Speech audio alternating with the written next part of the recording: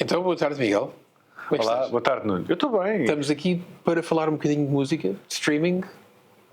Sim, mas se calhar antes disso era importante começarmos por ter aqui algumas noções fundamentais, porque a indústria da música é muito mais do que isso. É não verdade. É verdade. Nós, sobretudo no setor independente, há muita confusão sobre realmente os três subsetores da música. Nós temos... Toda a gente conhece a música ao vivo, toda a gente conhece os festivais. Somos um país de festivaleiros. E as óperas? E as óperas. Toda a gente conhece a música gravada, toda a gente conhece o Spotify, a Apple Music, o YouTube, etc. E os CDs? E os CDs. Que isso é o quê? Sou sempre um homem antigo, O sabes? vinil, o analógico e, em Portugal, pouca gente conhece o terceiro setor, que na verdade é o primeiro setor, historicamente, do Estatuto de Rainha Ana, do lado autor, etc., que é a edição musical, o Music Publishing. Portanto, temos três setores: música ao vivo, música gravada e direitos de autor / Music Publishing, certo? Certo, sim. E isso são três formas de exploração diferente de estar na indústria. Já agora, para que toda a gente nos entenda, nós, em Portugal, nós chamamos uma editora musical aquilo que, em boa verdade, é uma empresa que grava, ou por conta da qual são gravadas, músicas. Em boa verdade, um editor musical é um publisher. Exato. E, portanto, é importante também esclarecer essa questão. Quando o Nuno fala em edição musical, está a falar naquilo que nós chamamos de publishing. E isto é um problema do português europeu, porque no Brasil, por exemplo, falam em gravadora, which is record label, e editora, que é publisher. Exatamente, Publisher. e aí fica claro. O português, a versão brasileira, está mais correto neste aspecto do que... porque nós falamos em editora e nunca sabemos o que é que estamos a falar, na verdade. Portanto, eu gosto até mais do termo técnico da Audiogest do produtor fonográfico, record label, é o que para nós faz sentido. embora aí também haja outra confusão. Também há outra confusão com o produtor artístico. Exatamente. Ou seja, o produtor fonográfico também não é, para nós, o produtor de estúdio. É a empresa que é a dona do master. A empresa que pode ser uma pessoa individual ou uma pessoa coletiva. Quando eu me refiro a empresa, significa empresa ou empresário.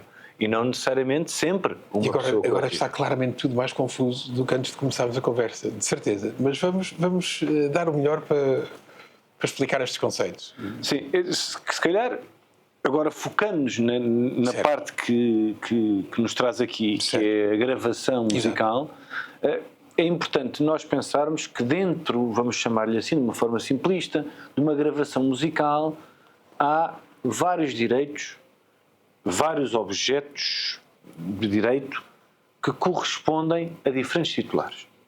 Desde logo, dentro de uma obra musical, há a música que tem um autor, e pode haver, e quase sempre há, na música pop, chamamos na música moderna, um autor da letra. Uma letra que também tem um autor. E nós chamamos, e bem, direitos de autor, e são titulares de direitos de autor quem faz a música e a letra. Podem ser as mesmas pessoas diferentes, etc. Como e aqui estamos no ramo do music publishing. Estamos na gestão da obra autoral, a edição musical. A edição musical, exatamente. E, portanto, aí o que nós temos esses direitos são geridos, também eles, como vamos ver a seguir, individualmente ou coletivamente, através da entidade de gestão, também esses, mas esses direitos não esgotam os direitos que temos numa gravação musical. Porque uma gravação musical é verdade que incorpora uma obra, mas é mais do que isso. Incorpora também uma prestação artística. E aqui artista tem uma designação diferente de autor. A nossa lei chama artista aos músicos, aos bailarinos e aos atores. Vamos nos focar nos músicos. E os músicos são, enfim, é fácil de ver, quem canta, toca um instrumento e interpreta uma música. Que antes, se calhar, dos Beatles e de Bob Dylan, era quase sempre uma pessoa diferente. Exatamente, sim. Dos autores. Quase sempre uma pessoa diferente, é verdade. Antes do Dylan e dos Beatles, digo eu. Agora, houve uma evolução muito grande, não é? E, aliás, na música clássica, É claríssimo, não é? Pois. Até por impossibilidade de um compositor poder executar uma sinfonia. Mas hoje, cada vez mais, essas duas pessoas tendem a estar juntas, mas do ponto de vista do direito, elas continuam a estar separadas. E aqui também temos uma entidade que em Portugal gera os direitos de autor, que é a Sociedade de Autores, e que gera os direitos dos artistas, dos intérpretes e dos executantes, que é a GDA. Certo. E depois temos ainda mais uma coisa, que é a gravação em si mesmo.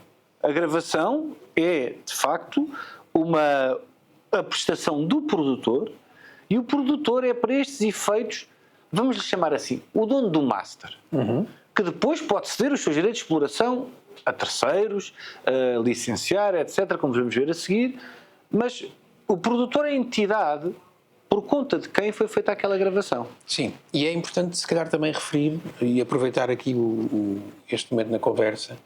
Há uma coisa que baralha muito estes conceitos e que confunde as pessoas, às vezes quando pegam num LP ou num CD, como dizias, e veem o C e o P do copyright e do fonograma, o P de fonograma, e muita gente pensa que é publishing. Não é publishing. O C do copyright é o copyright do produto fonográfico, é o direito de autor da comercialização, da capa. E enquanto o P do fonograma é o P do master, é o P da gravação. Não é publishing, é fonograma, porque era antigamente como o meu avô escrevia farmácia com PH. Exato, porque os ingleses ainda continuam a fazer da mesma forma. E isso, como faz parte depois de uma norma internacional, é também assim que continua a ser protegido. Já agora, a reivindicação através do C sempre esteve por origem no nosso código, certo. Através do P, e isso ser presunção de titularidade de direitos de autor, só surgiu mais tarde. Após já na primeira década deste século. Mas enfim, é uma questão interessante. Com os direitos conexos? Com o aprofundado dos direitos conexos. E agora paramos aqui. Agora vamos dar aqui um beco sem saída. Bom, agora paramos aqui. Bom, mas para todos, espera aí, só um bocadinho, se calhar só dizer isto. Para todos os efeitos, e resumindo, uma gravação musical tem dentro dela, incorpora, como nós dizemos, direitos de a obra, que são direitos de autor, e são os autores que têm direitos sobre ela, uma prestação artística, que são os artistas que interpretam, os músicos que interpretam, e que, portanto, têm direitos conexos, e um outro direito conexo, que é o direito da própria gravação em si, dos produtores, que no fundo têm por atividade escolherem o repertório. Enfim, eu gosto de acreditar e continuar a acreditar que a atividade do produtor é transformar talento humano em sucesso. Muito bem.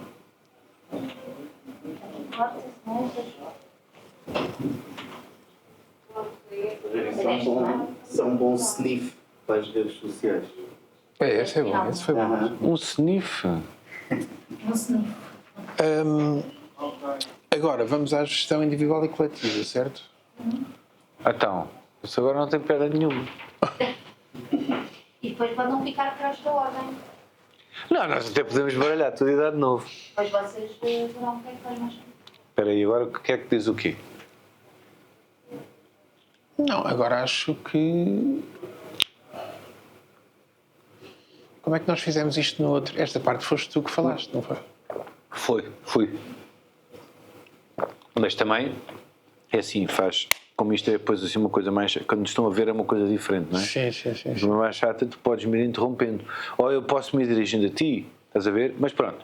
A única razão pela qual aqui não faz tanto sentido interromper é porque, como tu sabes, o grande problema com a gestão individual em Portugal está na ausência de publishers na SPA. E isto não é para aqui chamado. Portanto, tu és chato com os publishers. Não vamos estar a levar a conversa para aí que não faz sentido. Exato, cá está. Então, por isso é que eu estou a dizer, falas tu desta parte e se eu quiser opinar alguma coisa, não vou por aí. Não vou pelo publishing, que agora convém focar aqui o assunto. Bom, nesta lógica, vamos nos focar agora nos direitos conexos e da forma como eles são geridos. Os direitos conexos são os direitos do dono da gravação, produtor e do artista, que muitas vezes, Nuno, são a mesma pessoa. Sobretudo no setor independente, portanto, seja um auto-editado que é titular do seu master, ou seja uma pequena label, que pode ser um coletivo de artistas que trabalham juntos, muitas vezes hoje em dia é a mesma pessoa.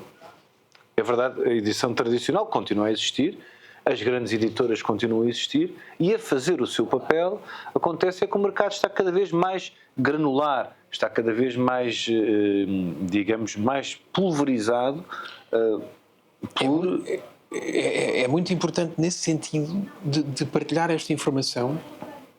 Lá está, não para confundir as pessoas, mas para que haja essa confusão de agrupamento de direitos na mesma pessoa, quando é a mesma pessoa que é o artista-intérprete e a sua própria editora fonográfica ou master owner que confunde esses direitos, que inclui esses direitos. E o que nós aqui vamos tentar fazer é, de alguma forma, explicar essa relação que é entre os direitos do artista e os direitos do produtor, sejam ou não a mesma pessoa. Originalmente os direitos estão no artista, não é? E depois são transferidos, como vamos ver, para o produtor, um conjunto deles. Mas, sobretudo, o que nos importa agora é discutir as formas de gestão de uns e de outros. Certo. Os direitos conexos, os direitos de produtores e artistas têm gestões que são individuais, formas de utilização que são geridas individualmente e outras que são geridas coletivamente. E de uma forma muito, enfim, se quisermos, muito simplista, aquilo que é gerido individualmente são as utilizações de mercado. Aquelas onde os produtores, sejam eles grandes, pequenos, mais ou menos, artistas autoeditados ou editoras independentes, estão numa relação de concorrência entre si, quer no mercado de captar artistas, quer sobretudo no mercado de venda. E portanto nós aí, os direitos individuais é o direito de fixação e de edição, portanto de gravar e de distribuir fisicamente, não é? O direito de sincronização, Muito importante. que é no fundo o direito de colocar uma gravação ou de juntar uma gravação musical a uma obra audiovisual, Sim, que pode ser um filme. anúncio, uma série, um filme, o que for, e que são direitos cada vez mais importantes. E depois também, no digital, o direito de distribuição no digital chama-se direito de colocar à disposição. Making available. Making available para os ingleses. Em boa verdade, o direito... Para os canadianos também. Para os canadianos também. Alguns para quase toda a gente que fala essa língua muito mais curta. Em Portugal, nós quando dizemos direito de colocar à disposição, em boa verdade,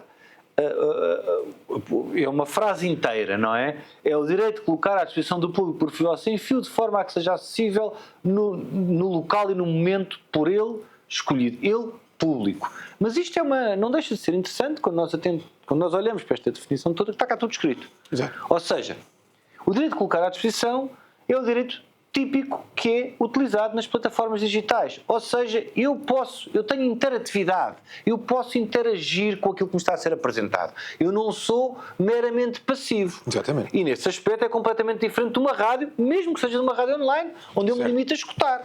Posso ouvir outra rádio. Agora, não posso interferir com o conteúdo, seja direto, seja indiretamente, com o conteúdo daquilo que me está a ser transmitido. Quando eu interfiro com o conteúdo, eu tenho o direito de colocar à disposição. Ora, esse direito é um direito que é gerido individualmente, tipicamente transferido do artista para o produtor, e o produtor hoje aliás, é a maior parcela de mercado, de muito longe, e portanto hoje é a forma de vender música. Exato. Não é?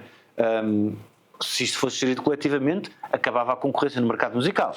Sim, a grande vantagem da gestão coletiva são as avanças, por exemplo, que individualmente eu, enquanto artista ou produtor, não consigo chegar a uma rádio para receber direitos sob gestão individual. Portanto, a gestão coletiva faz sentido nas avanças e nas utilizações que são, obviamente, impossíveis de coletar individualmente.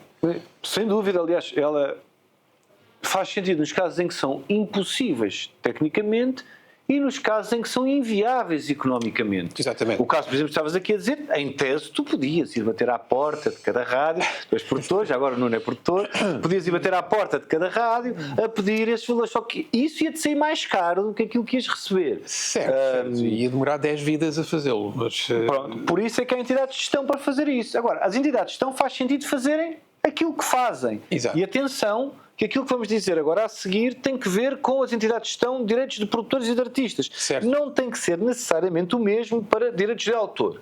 Mas no caso dos produtores e de artistas é de gestão coletiva em sentido próprio, gestão coletiva pura, todos os atos de comunicação pública, o que é? Isto é uma grande categoria que tem lá dentro, digamos assim, que engloba a difusão terrestre, portanto os canais que nós podemos apanhar, digamos, como a antena terrestre, hoje por DTH, televisão digital terrestre, Sim. A difusão por cabo e por satélite, a execução pública, que no fundo não é mais nem menos do que a utilização de gravações musicais em espaços públicos, e depois, quase por extensão, o fornecimento de música ambiente, que é, em boa verdade, são atos de reprodução, mas porque eles são acessórios da execução pública, acabam por ser também geridos coletivamente. Certo. E depois um direito que só pode ser gerido coletivamente, que é o direito de cópia privada, que no fundo é um direito meramente remuneratório, não é? E lá está, seria impossível Aí, claramente. individualmente. Aí há uma impossibilidade. E, portanto, esta ideia também é importante. A gestão coletiva faz sentido onde faz sentido, onde não faz sentido, ela é também, ou pode ser, um empecilho, porque separa a cobrança da distribuição. E, portanto, eu costumo dizer esta frase, que a gestão coletiva é um mal necessário quando não é necessário, é só um mal. Sim, é mais um soundbite muito interessante.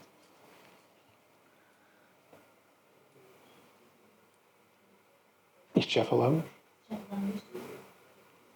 Gestão coletiva o quê? Acho que sim. Sim, podemos aqui ser rápidos se quiseres. A gestão coletiva, e agora estamos a falar da gestão coletiva em sentido próprio, daquelas utilizações que de facto não podem ser cobradas individualmente, ou porque tecnicamente é impossível, ou porque é economicamente inviável, no fundo são efetuadas por entidades de gestão coletiva. A Audiogest, que eu represento, é uma entidade de gestão coletiva de produtores, e aquilo que faz é isso mesmo, é em nome de todos os que representa, e são todos, ou praticamente todos os repertórios, não só nacionais como também estrangeiros, o que vai fazer é ir licenciando espaço a espaço, por exemplo, na execução pública, discoteca a discoteca, bar a bar, supermercado a supermercado, sítios onde a música é gravada, evento a evento, sítios onde é utilizada música gravada, e que depois distribui pelos produtores. O mesmo acontece exatamente com o cabo e satélite, a retransmissão por cabo e satélite, ou o dinheiro que cobramos das rádios ou das televisões nacionais, terrestres. E, portanto, esta gestão, ao contrário da gestão individual, que é uma gestão comercial, é uma gestão passiva. Esta entidade, aquilo que faz é cobrar este valor e entregá-lo a quem pertence. Bom, e depois digam-me, está bem, mas estas entidades depois também não ficam com uma parte do valor? Sim, é evidente que ficam com a comissão de gestão, que é aquilo que permite estas entidades, enfim, existirem, não é? Pagar aos seus trabalhadores, pagarem as suas instalações, pagarem toda a sua atividade. Acontece é que isto também não é nada de obscuro. Ou seja, no caso da Audiogest, como tem que acontecer com todas as entidades de gestão, há um orçamento de custos que é aprovado todos os anos, e é aprovado por quem? Por todos os seus associados, que podem ser todos aqueles que a Audiogest representa, e que podem vir às Assembleias Gerais, discutir, aprovar ou rejeitar o orçamento, e esse orçamento tem lá, enfim, os custos que não podem ser ultrapassados ao longo do ano. E é desse orçamento e da relação entre esse orçamento e os direitos cobrados que resulta uma determinada percentagem, que é a Comissão de Gestão. Sim. Por acaso, no caso da Audiogest, e como sabes também, Nuno, muitas vezes na última distribuição do ano, quando já temos todos os custos cobertos, até dispensamos a comissão de gestão, porque ela deixa de ser, ou reduzimos substancialmente, porque ela deixa de ser necessária para cobrir os custos anuais. E vale a pena, se calhar, também referir que, até em termos europeus, o CMO Directive de 2016... Não, 2014. Portanto, houve uma diretiva que recomendou que as percentagens dessas comissões de gestão tivessem um teto máximo por cada sociedade de gestão coletiva. Exatamente, sim. E depois a lei nacional fixa em 20%. Obviamente esse teto pode ser excedido nos primeiros anos, porque há muito mais valor de investimento do que propriamente de retorno, e 20%, estamos a ser referentes, sobre os direitos cobrados. E em situações excepcionais é preciso uma autorização também excepcional, com uma maioria específica da Assembleia Geral, nomeadamente para investir, ou para voltar a investir. Mas isso tem que ser especialmente aprovado pela esmagadora maioria dos associados. A regra é que não deve exceder os 20%. Bom, estas entidades, como disse, aquilo que fazem é algo totalmente diferente da gestão individual. Certo. E vamos agora falar de gestão individual. Vamos. É assim, para mim, a gestão individual, como um pequeno produtor fonográfico no mercado, a gestão individual primeiro passa pelo conhecimento profissional daquilo que estamos a editar, daquilo que estamos a trabalhar. Como é que trabalhamos? O que é um código ISRC? O que é que quer dizer o CIUP? Para tomarmos as decisões mais bem informadas e mais corretas sobre como é que queremos chegar ao mercado. Seja uma pequena editora independente ou, hoje em dia, um artista autoeditado que é a sua própria editora independente, que tem os direitos, nessa gestão individual tem que decidir como é que quer distribuir. Se quer distribuir através de uma agregadora, de uma distribuidora, de uma editora. E aí é realmente muito importante ter esse poder e essa autonomia para tomar essa decisão com a informação em cima da mesa. Não é ir ao primeiro reclame que se vê no Facebook e pagar 9,99 e distribuir não se sabe como. Isso não serve nem para um hobbyist seria bom esse procedimento, mas sobretudo para quem quer construir a sua carreira e viver da música, temos que tomar as decisões certas. E isso começa por ter esse poder de decisão para escolher esse caminho futuro. Ou seja, no fundo, tu entendes, e eu também, que os artistas devem ter toda a possibilidade de escolha dos direitos que são geridos individualmente, ou seja, dos direitos que estão, digamos, no comércio, no mercado. O seu direito de distribuir, quer em formato físico, quer em formato digital, e como já vimos, a distribuição em formato digital chama-se colocação à disposição do público, e, portanto, o artista deve ter a total liberdade de o fazer através, seja de um distribuidor, um contrato de distribuição, que é, enfim, onde o artista, no fundo, aquilo que faz, em boa verdade, é pagar uma comissão ao distribuidor, seja através de um contrato de licenciamento, seja através de um contrato de edição. Queres distinguir estes contratos? Sim, eu aqui se calhar tenho uma opinião muito pessoal, lá está, enquanto produtor fonográfico e também artista, porque eu considero que qualquer modelo de negócio que diga a um artista passa para cá de 9,99 e nós distribuímos para as plataformas e até te damos um ISRC, está completamente errado, porque tudo que pareça demasiado fácil ou que vá cobrar a um artista à cabeça não me parece um modelo sério de negócio, não me parece uma opção correta. Para mim não é verdade que as editoras estão em vias de extinção, antes pelo contrário, as editoras, sejam grandes ou indies independentes, continuam a perceber como é que funciona a indústria da música, como é que funciona o streaming. O streaming hoje em dia é um modelo de market share onde todos os meses as plataformas fazem contas e dividem pelo número de streams, seja no premium, seja no gratuito, de acordo com o volume de streams, portanto cada um recebe o seu, e portanto é preciso maximizar esse bolo, é preciso fazer crescer o bolo do streaming. Não, mas espera aí, desculpa interromper-te.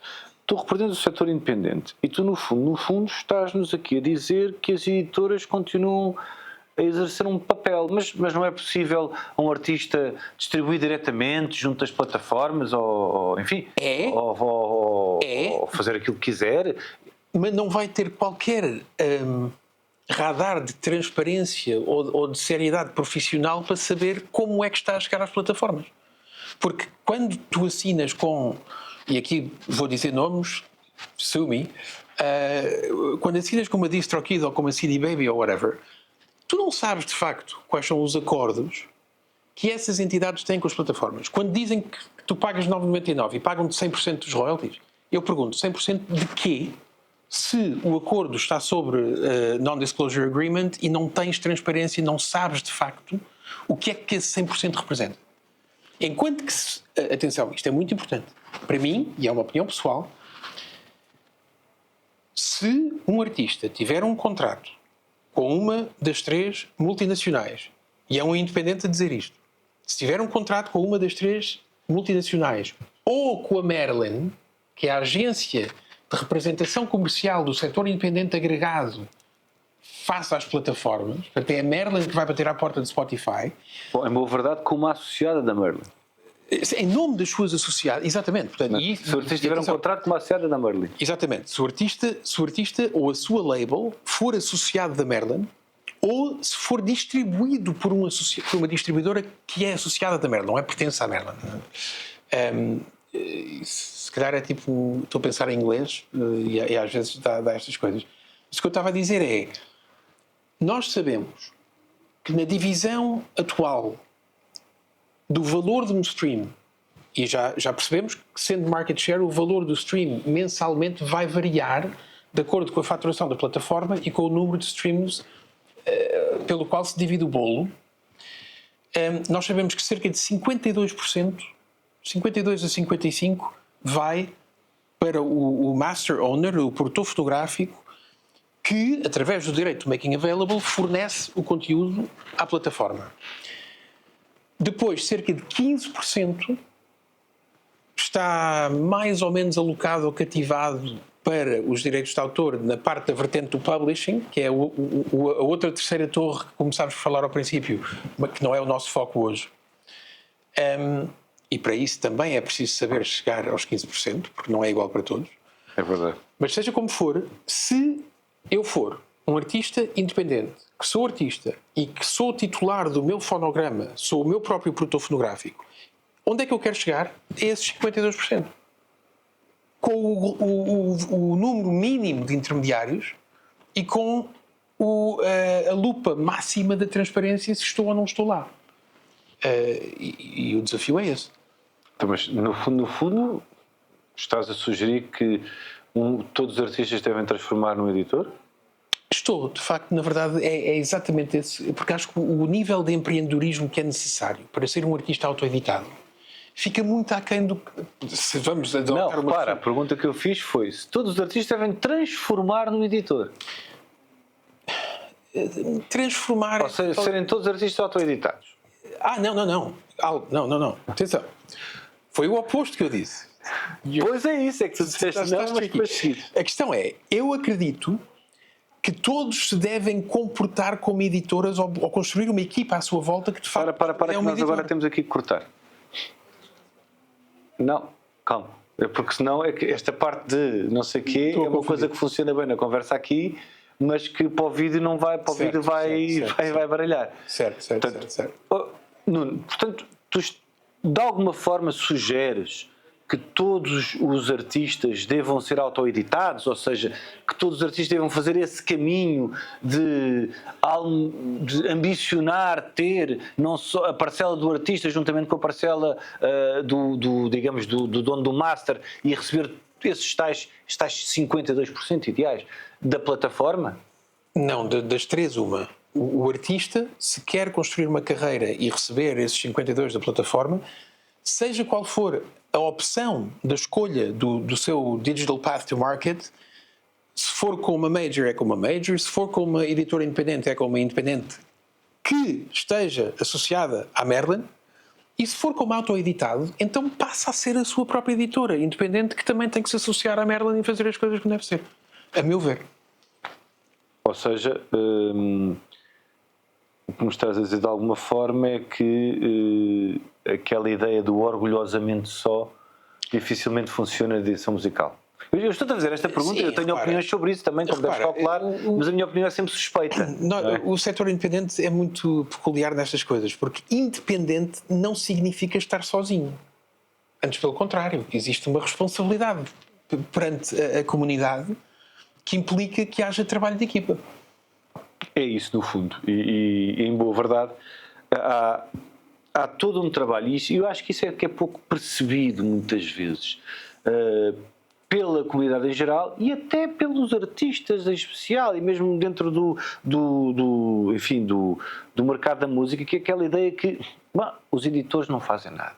Os editores, atenção, no sentido de produtores fonográficos, de distribuidores, de alguém que produz, grava, distribui e promove. Há muito essa ideia. Eu não tenho essa ideia porque eu conheço de perto quer grandes multinacionais, como calculas, quer muitas e muitas produtoras independentes, porque a Audiogest é muito importante falarmos e deixar isto claro. A Audiogest não é a representante de 3 multinacionais. A Audiogest é a representante hoje de centenas de produtores de todo o tipo, de grande dimensão, de média dimensão, nacionais, estrangeiros, sociedades em nome individual, até muitas vezes empresários em nome individual, em alguns casos artistas autoeditados, noutros casos pequenos negócios de edição.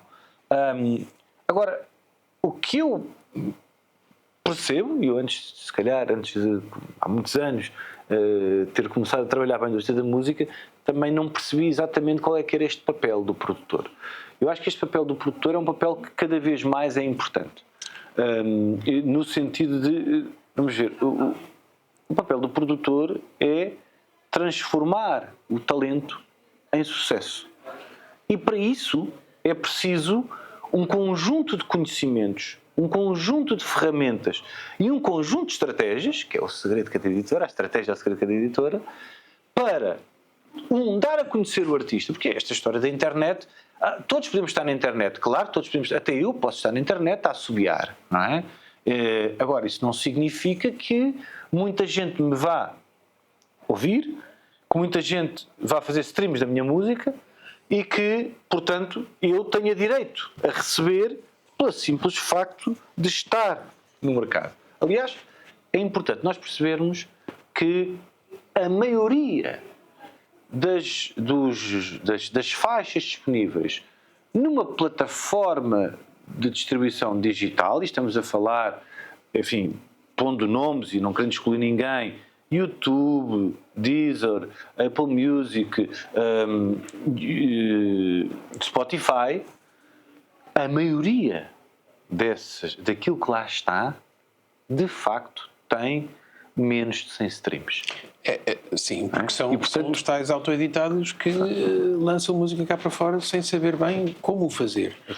Ter uma edição não é igual hoje. Antes de ter uma edição, não, era completamente diferente. O papel do produtor fonográfico, record label hoje, é ainda mais complexo e dinâmico do que era quando eu comecei a minha primeira editora independente em 1994.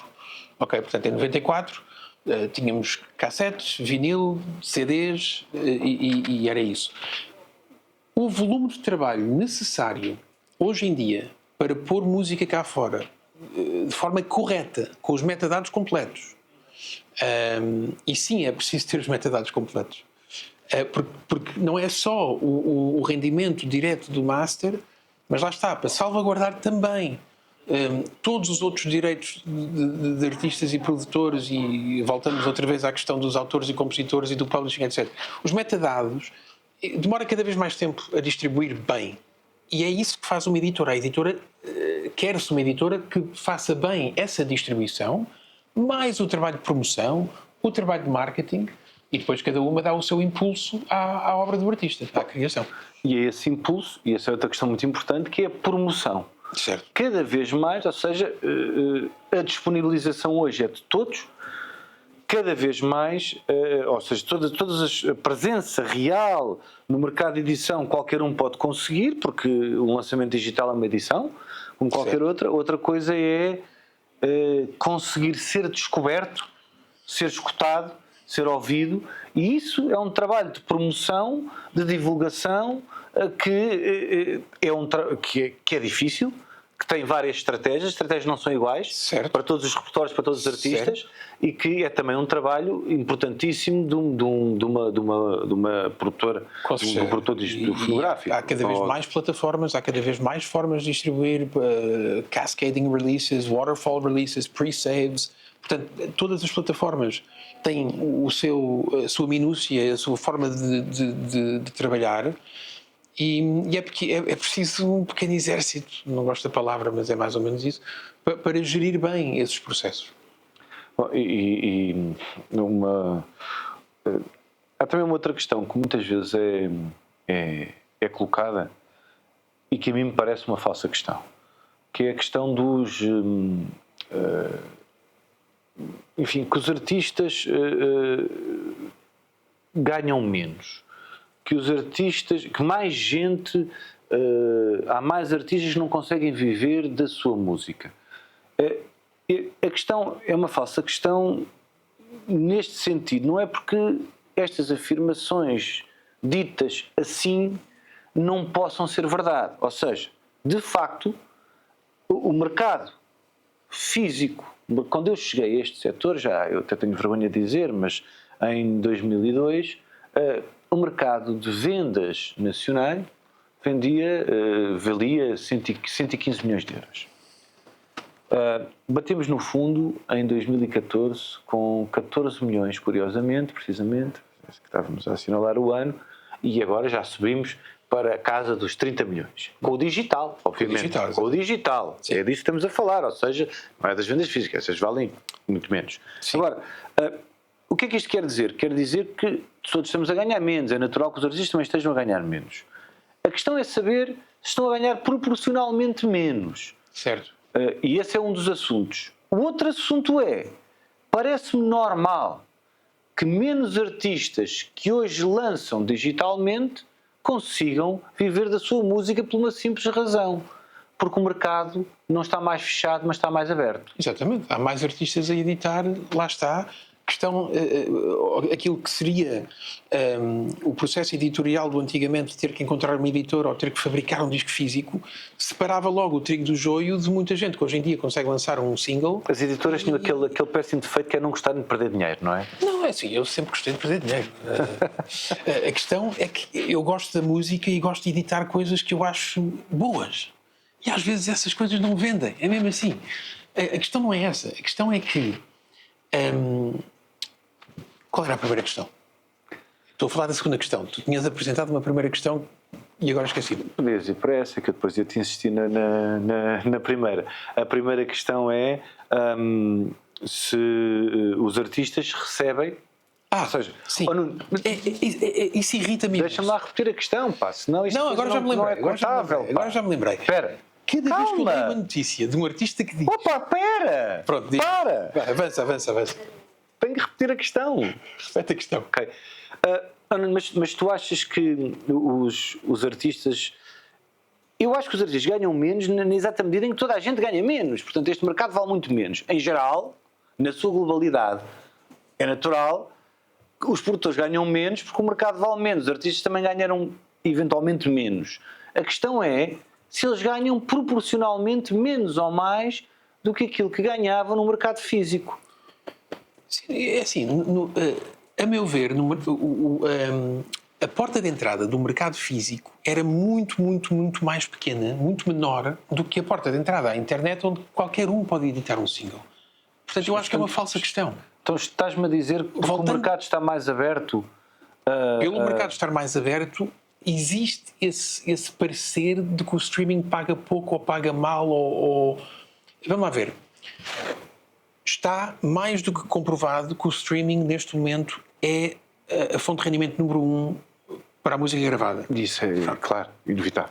Então vamos lá ver. Cada vez que eu leio uma notícia de um artista que diz que recebe pouco do streaming, a primeira pergunta que me vem à cabeça é: bem, então ou assinaste um péssimo contrato com um royalty rate pouco favorável, provavelmente com uma major, na verdade,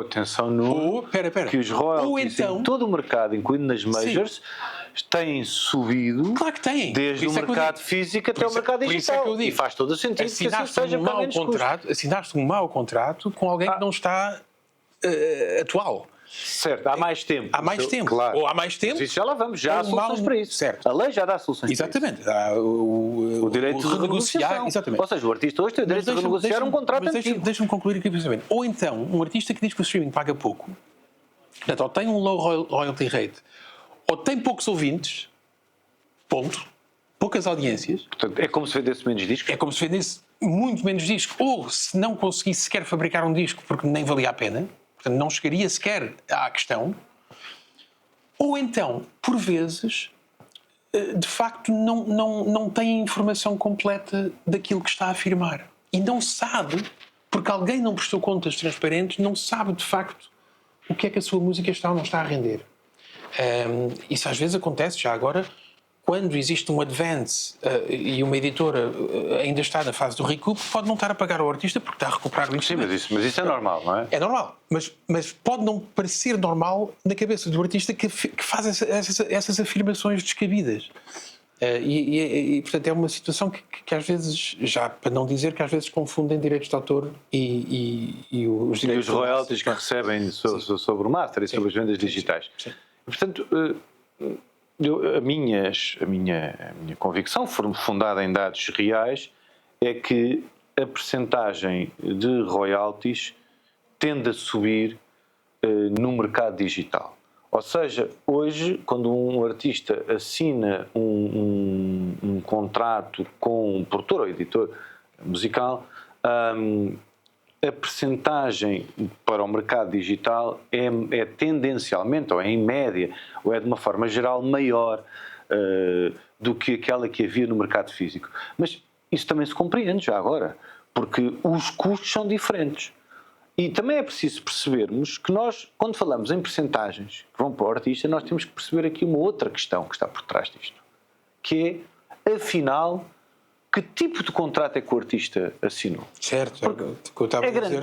A grande questão aqui é, e aquilo que sei, e que é natural que assim seja, é que um produtor e uma editora musical esteja disponível para pagar mais se tem menos investimento. E menos disponível para pagar se tiver mais investimento, porque tem que recuperar esse investimento. Ora bem, o que é que eu quero dizer? Eu quero dizer que não é igual ao antigo contrato de edição, em que o artista não investia na gravação, não investia na distribuição, não investia na promoção. Certo. O master pertencia à editora e o artista recebia um royalty. Estes contratos continuam a existir. É verdade. E, portanto, é natural que esse royalty seja menor, porque também o artista não tem um investimento real. O artista, aquilo que está a receber, o investimento da editora e o risco da editora é muito maior. Mas tem a ver também com a expectativa de cada um, porque é assim, se um artista, obviamente, ao assinar um contrato com mais investimento do lado do produtor fonográfico e com um royalty mais baixo, o que se espera desse tipo de contrato é que haja também mais impulso e mais investimento na promoção e no marketing. Exatamente. Portanto, quando eu faço contas ao streaming, eu faço contas à expectativa do volume de streams que cada um vai obter entre uma multinacional, uma editora independente ou um autoeditado. O que é importante é o poder de decisão que nós temos para optar pelo modelo de negócio e depois perceber se estamos de facto a conseguir chegar ao objetivo de cada modelo. Claro, e é preciso escolher o modelo de negócio também em função de uma série de fatores que têm até muitas vezes que ver com a música, com a ambição do artista. Exatamente. E como é que o artista se quer posicionar. Exatamente. E com o público que o artista quer ter. Outro contrato que hoje existe e é muito comum é o contrato de licenciamento. Certo. Onde, enfim, o contrato de licenciamento é um contrato misto que pode ter muitas características, mas no essencial aquilo que o distingue de um contrato de edição, como nós falámos ainda agora, é o facto de ser o artista que investe na gravação. Portanto, ele, digamos, já tem a gravação, às vezes até já tem algum percurso feito nas plataformas digitais e licencia a sua exploração a uma editora, a um produtor fonográfico, por determinado tempo e um determinado conjunto de direitos, que até pode licenciar para o mercado físico entidades diferentes do que para o mercado privado. Ou seja, o artista... Ou por territórios diferentes. Ou por territórios diferentes, exatamente. Portanto, ele continua a ser, digamos assim, o dono do master, mas deixa essa exploração. E aí ainda há investimento da editora, embora não existiu investimento na gravação e, portanto, o royalty é tendencialmente maior. Paga o artista, mas ainda há investimento da editora na distribuição e, sobretudo, na promoção. E quanto maior for esse investimento, mais uma vez, menor ou não. O royalty pode ser percentualmente menor, mas pode ser depois muito maior o retorno do artista. E eu diria que até quando olhamos só para os contratos de distribuição, ou seja, tu falaste de edição, falaste de licenciamento... Falta a distribuição. Quando olhamos para a distribuição, também existe aquilo que eu há bocado referi, que é uma diferença entre uma distribuidora que trabalha por percentagem, sem cobrar nada à cabeça, o que significa que naturalmente vão também investir algum esforço, mesmo que não seja capital em dinheiro, que vão investir algum esforço porque se ganham a percentagem, querem que a faixa corra bem nas plataformas e aumentem as audiências, do que as tais agregadoras que cobram à cabeça e que depois lavam as mãos e não querem saber. Mas pronto, basicamente há esses diferentes modelos e diria que, lá está, o que importa é esse poder de escolha de cada um, de perceber expectativa, informação, percebemos qual é a decisão que estamos a tomar, qual é o digital path to market, então tomam a decisão que bem querem de acordo com os seus objetivos. Eu acho que podemos concluir que hoje a liberdade de escolha é uma realidade, não é? Mas de acordo com aquilo que dizes, e eu concordo, essa escolha tem que ser uma escolha informada. Exatamente. Se calhar vamos agora falar de um conjunto de direitos que hoje os artistas têm. A diretiva do mercado único digital... agora fiz aqui uma posição, reposicionei-me. Vamos falar agora de um conjunto de direitos que hoje são conferidos pela lei e também pela lei nacional aos artistas. São direitos que operam no plano contratual. Esta é a primeira coisa que temos que perceber. Portanto, estes direitos de que vamos falar agora, muito resumidamente, são direitos que o artista exerce face à pessoa com quem contratou.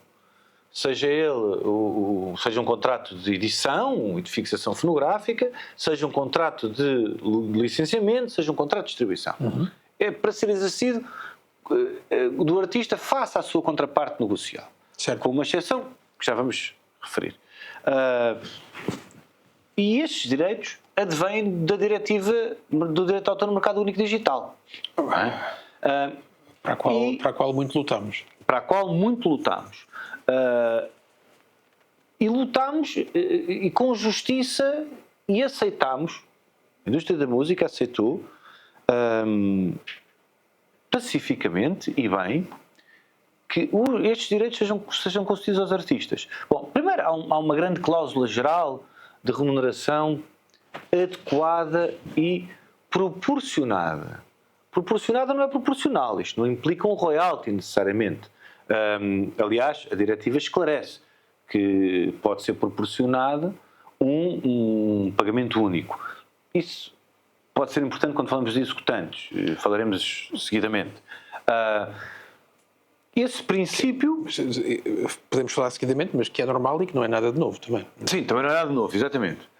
Esse princípio é um princípio que, de acordo com a própria diretiva, deve ser um princípio a ser executado e digamos, traduzido nos contratos que são feitos com os artistas. Aliás, a seguir enunciar o princípio que os artistas devem receber, enfim, de uma forma simplista, uma remuneração adequada, justa e proporcionada, diz logo que isto não pode pôr em causa o princípio da liberdade contratual, ou seja, a liberdade de artistas e produtores contratarem livremente aquilo que muito bem entenderem, livre e esclarecidamente. Mas depois, como, enfim, eventualmente esse tal esclarecimento pode não ocorrer, ou pode acontecer um conjunto de vicissitudes que, de facto, digamos, tornem um contrato que até podia ser à partida um contrato bem equilibrado, em algum desequilíbrio, e como é óbvio, a lei só prevê o desequilíbrio, como é óbvio, quer dizer, enfim, infelizmente, como tu sabes, há muito desequilíbrio a favor do artista, em que o produtor não está a ganhar nada, mas desde a primeira venda o artista está a ganhar. Mas não é esse que a diretiva trata do desequilíbrio a favor do produtor, do licenciado, do distribuidor e contra o artista. E, portanto, o artista tem, hoje, na lei portuguesa, transposta que está a diretiva, um direito de pedir uma remuneração adicional.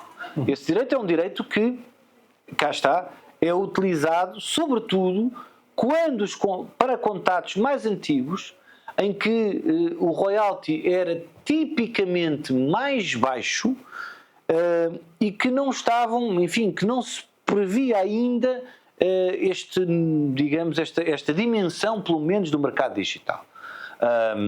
E, portanto, o artista pode ter, em determinadas condições, o direito à renegociação do contrato. Certo. Mas atenção, é preciso olhar para aquelas que eram as expectativas iniciais e também é preciso percebermos qual é que foi o investimento. Isso a lei de alguma forma o diz, quando fala em resultado, não é só o facto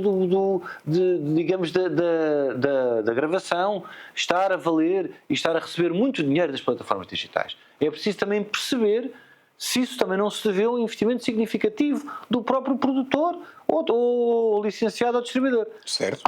Portanto, é um direito que, no limite, se não houver acordo, tem que ser exercido judicialmente, mas que põe face a face estes dois pesos, não é? E que já levou até, penso eu, pelo menos, quer dizer, no setor independente houve um aumento de royalties, de pagamentos de royalties no digital, mas já tinhas referido que também, em algumas multinacionais, o digital foi automaticamente atualizado. Tem havido um movimento. Na Sony, por exemplo. Eu não vou. Tu saberás que na Sony foi feito isso eu não posso conversar acerca disso. Tu podes, eu não posso. Mas. Cortem. É melhor cortar. Certo. Não, de facto, já tenho nota que, em alguns casos, essa atualização está a ser feita e, em alguns casos, está a ser feita por iniciativa do próprio produtor. Exatamente. Ou seja, por iniciativa da tal contraparte que era suposto estar a ganhar mais. Sim. Depois está ou não está a ganhar mais. Isso... Porque a discussão judicial disto é complexa. Claro. Porque é preciso perceber se hoje não há um investimento, ele pode ter havido ao longo dos anos. Sim. E se nós vamos olhar para o deve e o haver, há muitos casos em que aparentemente o artista ganhou pouco, e é o que há mais, mas o produtor ainda não ganhou nada, ainda não recuperou o seu investimento. Certo. E portanto isto também tem que ser levado em consideração neste direito. Mas há mais. Há um direito de informação, que é um direito de facto importante e que é um direito muito importante, que é o direito que o artista tem de ter informação, desde logo da contraparte com quem negociou, do seu produtor, do seu editor, do seu licenciado, do seu distribuidor, sobre, afinal, estás-me a pagar isto, mas estás a pagar isto porquê? Em função de que número de streams, em que plataformas, qual é que é o valor que tu recebeste para eu poder saber se isto corresponde de facto à aplicação do royalty que eu combinei contigo. Exatamente. Não é? Exatamente. Porque senão eu não sei.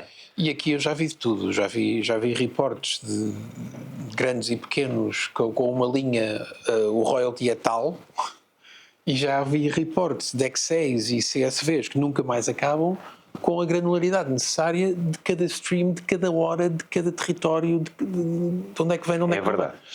E isto foi uma adaptação grande que as multinacionais fizeram, aliás já estavam a fazer nesta diretiva, ser aprovada, e no caso das multinacionais eu tive a oportunidade de ver os sistemas internacionais de report que estavam naquela altura a ser implementados, hoje já estão em plena utilização, E de facto são ferramentas potentíssimas, em que o artista tem informação que vai muito além até do mínimo que a diretiva refere, porque a diretiva refere isto do ponto de vista meramente, digamos, de verificação ou de accountability sobre os royalties que são pagos. Mas o princípio é válido, porque não estou a dizer que necessariamente a diretiva foi um game changer neste ponto em particular, mas foi um incentivo na direção certa. É verdade.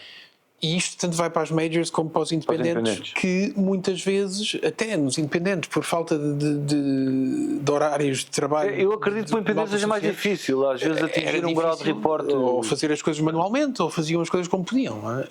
Agora, é verdade que hoje em dia há cada vez mais ferramentas, tanto para os grandes como para os pequenos. Tal e qual, que entretanto também já foram disponibilizadas. E portanto hoje um artista tem, enfim, obviamente se contratar com uma entidade séria, tem essa possibilidade. E tem uma possibilidade até que vai além do mero controle das remunerações que está a receber. Em alguns casos são verdadeiros instrumentos de marketing, que o artista consegue saber onde é que está a ser mais ouvido num determinado país. Pode ser, por exemplo, muito interessante no momento da programação de uma turnê, que extravasem muito o âmbito da edição. Atenção que este direito pode, em casos excepcionais, ser exercido diretamente junto das plataformas digitais, ou seja, junto da pessoa que foi licenciada pelo produtor, pelo distribuidor ou pelo licenciado. Mas apenas no caso em que o artista, tendo o direito de receber, que lhe é reconhecido pela lei, não lhe foi dada essa informação. E se não lhe foi dada essa informação, ele pode, digamos, saltar a sua contraparte negocial e ir diretamente à fonte, diretamente ao distribuidor digital. É muito à plataforma digital. Peço desculpa, à plataforma digital. Agora, é muito importante também percebermos que estes direitos também não são novos, isto não se do nada, não é? Muitos contratos previam já direitos de auditoria, direitos de repórter, etc. E continuam, obviamente, agora por maioria de razão, a prever. E depois, um direito que é um direito que eu diria que já decorre dos princípios gerais de direito, mas que o legislador está muito preocupado e que escapou, que é o direito de revogação contratual. Que é o direito que o artista tem de ver revogado o contrato nos casos em que não está a haver uma exploração efetiva. Ou seja, os contratos de edição, contratos de licenciamento, os contratos de distribuição têm um fim. E o fim é vender música. O fim é promover, distribuir, vender. Parece óbvio que deveria ser assim, se assinar um contrato para ter o disco disponível e editado e promovido, etc. O que é facto é que isso pode, em alguns casos, não acontecer. Não é? Exatamente. E pode não acontecer ab início, nem sequer chega a ser disponibilizado, certo. E pode não acontecer, são casos patológicos, como é óbvio, e pode não acontecer porque o editor desapareceu. Não é? Enfim, casos complexos que também sabemos que existem desses. Portanto, este é um direito, digamos, limite, é um direito que, como digo, a meu ver, já decorria dos princípios gerais de direito. Portanto, um contrato tem um fim, se esse fim não é cumprido, se esse fim não está a ser, se esse fim não é cumprido, o contrato não é cumprido. Certo, e portanto pode ser, enfim, a lei chama-lhe revogação, que é algo de estranho. Em boa verdade, o que o contrato pode ser anulado ou resolvido, rescindido, vamos chamar-lhe assim, rescindido por incumprimento, que é a expressão certa. Enfim, a expressão certa jurídica até é resolvido por incumprimento. Mas, atenção, também na lei portuguesa, isto é muito curioso, já havia direito a uma remuneração adicional. A lei portuguesa, o Código de Direitos de Autor e Direitos Conexos em Portugal, era dos poucos da Europa que já previa uma remuneração adicional para os autores.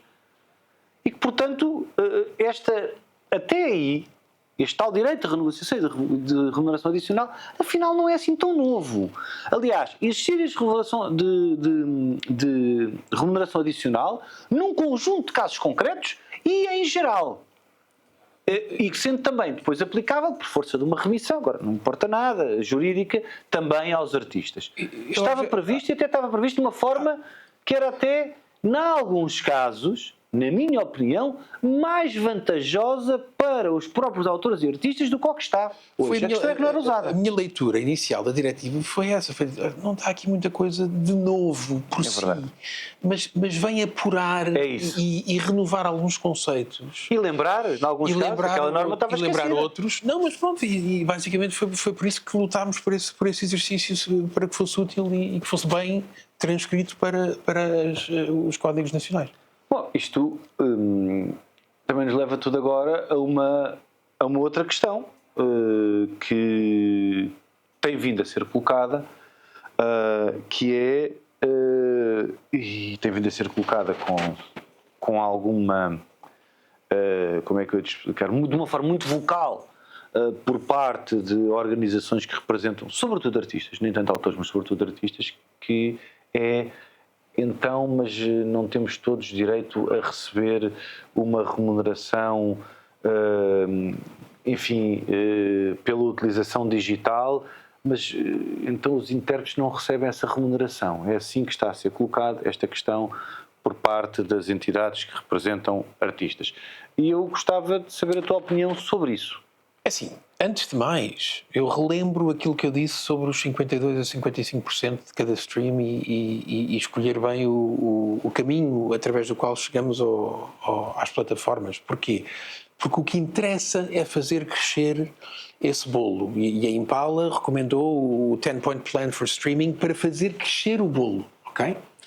Agora, se alguém vier dizer... Estamos a falar sobretudo dos artistas de estúdio. Estou a falar... fazer crescer o bolo para todos, mas se alguém... Não, mas o problema tem sido colocado muito em relação aos artistas executantes. Mas os artistas executantes... Espera aí, agora tenho que ir daqui para trás. Volta a ti. Bom, não interessa. Tendo em conta, enfim... Mas agora disseste executantes, agora mas disse, eram intérpretes. Tendo em conta estes... Não estavas a querer responder intérpretes. Por enquanto. Certo. Tendo em conta estes novos direitos, tem havido um clamor muito grande, sobretudo da parte das entidades de gestão coletiva dos artistas, sobre um clamor por uma intervenção direta no mercado da distribuição digital e, portanto, naquilo que nós consideramos hoje e que tem vindo a ser considerado sempre um verdadeiro mercado e, portanto, uma utilização que é gerida individualmente. Mas, e já agora, esta questão tem-se posto em relação a todos, aos intérpretes também, mas com muita... Às vezes há aqui uma declinação desta questão que é em relação àquilo que nós chamamos na relação dos executantes e que são tipicamente os músicos de estúdio. Portanto, os músicos que não recebem um royalty recorrente. Sim. E que foram pagos à cabeça pela sessão de estúdio. Qual é que é a tua opinião acerca disto? Vamos lá ver. Primeiro, a questão dos executantes. Os executantes sempre receberam à cabeça e recebem já agora também à cabeça, quando acompanham um artista-intérprete nos concertos e recebem um cachê, às vezes o artista-intérprete investe no lançamento de um disco e não recebe cachê, mas paga à sua banda toda. Okay? Isso também acontece. Vamos lá ver. Isto não muda nada entre o físico do século XX ou o digital do século XXI. Os executantes sempre ganharam a sua vida com esses cachês pagos à cabeça. Até quando eles saem do bolso do artista-intérprete. O que eu acho que é mais importante é perceber se nós somos... Portanto, o que tu me estás a dizer, só para ficar claro, é que no mundo físico os artistas executantes, os músicos de estúdio, não recebiam royalties e no mundo digital, para ti faz sentido que também não recebam. Aliás, já agora, a gravação é a mesma, porque nós estamos a esquecer, continuamos a explorar a mesma gravação no digital e no físico, e portanto não se percebe bem porque é que num caso ele recebeu a cabeça, aliás, ele recebeu a cabeça por tudo, e num caso recebe e no outro caso não recebe. Seja o sales model da venda dos produtos físicos, vendas individuais, ou market share model, essa distinção nesse aspecto não faz sentido, porque se receberam à cabeça, e muitas vezes é o artista que os paga, é o intérprete que os paga, isso para mim não faz sentido haver essa diferenciação de um modelo para o outro. Outra coisa que não faz sentido é qualquer pensamento que, em vez de resolver ou de encontrar maneiras, como por exemplo a Impala fez com o 10-point plan for streaming, para aumentar o bolo, qualquer raciocínio que venha dizer não, mas é preciso olhar para os 52% ou 55% dos master owners e cortar à faca uma fatia para os artistas. Quer dizer, se isso fosse feito, o setor independente, até as maiores editoras do setor independente, como a Beggars, do Martin Mills, ia à falência. E quem sofria mais com essa abordagem seriam precisamente os artistas autoeditados, que são a sua própria editora e que recebem os 55% ou os 52% se tiverem o seu trabalho bem feito. Portanto, não faz o mínimo sentido de olhar a intervenção das percentagens do bolo como elas estão agora. O que faz sentido é todos juntos trabalharmos para fazer crescer o bolo. Sobretudo num mercado pequeno como Portugal, 11 milhões ou 10,5, já não sei como é que estamos com a imigração. A questão é, bora lá trabalhar todos juntos, dentro e fora de portas, para fazer crescer a música portuguesa, para que seja mais rentável para todos, que haja mais streams, mais audiência. Porquê? E aqui vamos full circle ao teu primeiro ponto. Se os artistas autoeditados e as editoras independentes e as editoras multinacionais ganharem ainda mais do streaming, os artistas que contratam os executantes podem pagar-lhes melhor em estúdio. Se por outro lado, de repente, for preciso pagar um royalty aos executantes, como o bolo não cresce, e é importante nós percebermos isto, ou seja, não é por haver mais alguém a cortar uma fatia que o bolo cresce. Esse valor vai ser deduzido a alguém e vai ser deduzido precisamente aos donos do master, que por sua vez vão pagar um royalty aos artistas sobre uma quantia menor. A Impala lançou um número para o ar onde afirmou que 80% das novas edições fonográficas eram do setor independente, incluindo os autoeditados. Esse tipo de cortar à faca, ou de introdução de um novo direito, ia completamente ser uma bomba atómica para o setor independente e para os autoeditados. Ao ponto onde, provavelmente, se isso acontecesse, iríamos realmente pela primeira vez começar a produzir menos. Mesmo com mais ferramentas e mais Pro Tools e mais possibilidade digital e mais democracia, que eu não concordo que a internet seja democracia para o mercado, não é isso, mas seria um retrocesso, seria exatamente caminhar na direção oposta ao fazer crescer o bolo. Bom, eu concordo contigo e digo-te mais. Muitas vezes essa tentativa de receber uma parte maior do bolo através... Atenção, essa tentativa não é feita diretamente por artistas, vamos ser claros, é feita por entidades de gestão de direitos dos artistas. Certo. E não só em Portugal, como também no estrangeiro. Certo. Mas muitas vezes é feita da seguinte forma: como a comunicação pública, direito que nós vimos que é tipicamente gestão coletiva, não é? Mas que está sujeito a equidade na remuneração, ou seja, no caso, a remuneração deve ser equitativa, ou seja, pode ser discutida em tribunal, e nós estamos perante um direito exclusivo puro, onde eu posso dizer, não, eu só vendo por 1 milhão, se não pagas 1 milhão eu não vendo, não é? É um direito que é gerido coletivamente e, portanto, é um direito que é dividido depois entre artistas e produtores, tipicamente em partes iguais. Uhum. E, portanto, uma das vias que as entidades de gestão dos artistas têm feito é tentar qualificar como comunicação pública, portanto, tipicamente gestão coletiva, um conjunto de utilizações nas plataformas digitais, um conjunto, aliás, para eles, muito vasto, não é? De acordo com eles, muito vasto, que são hoje qualificadas como colocação à disposição e estão dentro do mercado. E eu acho que isso tem um risco tremendo que nós temos todos de perceber. Dizer, que já ouvi afirmar, de uma forma claríssima em Portugal, desde logo, quando foi o processo de transposição diretiva, por parte da GDA, vamos ser claros quanto a isto, que há utilizações nas plataformas, nos digitais, e vamos pôr nomes também, para percebermos todos o que é que estamos a falar, no Spotify, no YouTube Music, no Deezer, etc., que são, evidentemente não é o nosso entendimento porque são interativas, mas de acordo com os artistas, que são comunicação ao público e que são iguais às rádios, ou que são semelhantes às rádios, tem desde logo um efeito. É que um dia eles podem dizer que sim. Um dia as plataformas podem dizer que sim.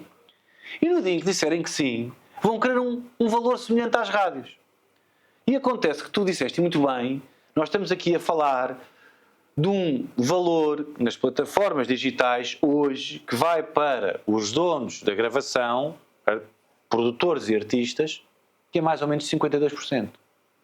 E o que se passa em Portugal, no mercado das rádios, é que na melhor das hipóteses nós estamos a cobrar 2,5% em conjunto do valor gerado pelas rádios. Claro, por isso é que não é a mesma coisa. É absurdo,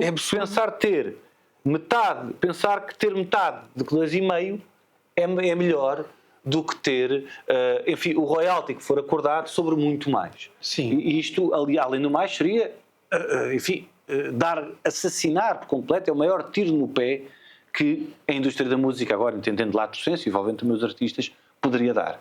Completamente. E repara, nós no setor independente estamos bastante orgulhosos com o que a Merlin conquistou ao longo dos anos. E isso seria realmente, é como eu disse, até as maiores iriam à falência. Portanto, Sim, sem dúvida. Era impossível. Os jovens que estão a começar agora nem teriam por onde arrancar. Quer dizer, voltávamos a uma indústria de mais gatekeepers e menos aberta do que temos hoje. E, portanto, não faz o mínimo sentido.